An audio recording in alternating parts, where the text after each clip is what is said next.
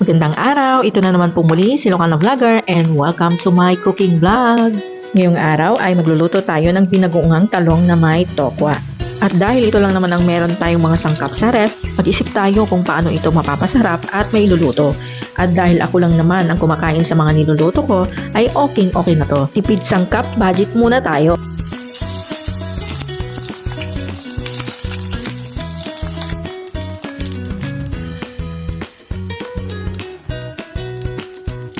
So una, kailangan lang nating prituhin ang tokwa at talong.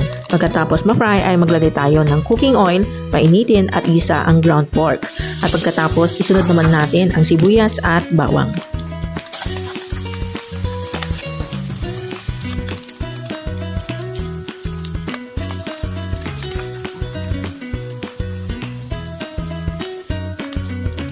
Ilagay na ang kamatis at lutuin natin itong mabuti.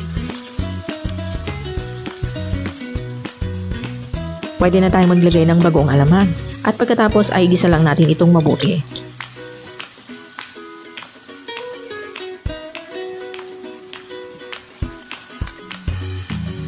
Pagkatapos ay maglagay lang tayo ng tomato paste or tomato sauce. So optional lang ito guys. At pagkatapos ay maglagay lang tayo ng kaunting tubig.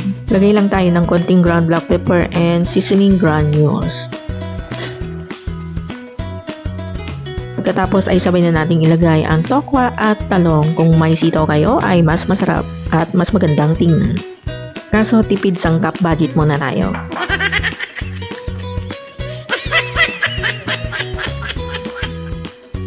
Add spring onion at siling manghang at pwede nang iserve ang ating binagoongang talong at tokwa. Kainan na! Thanks for watching. God bless us all. Bye-bye!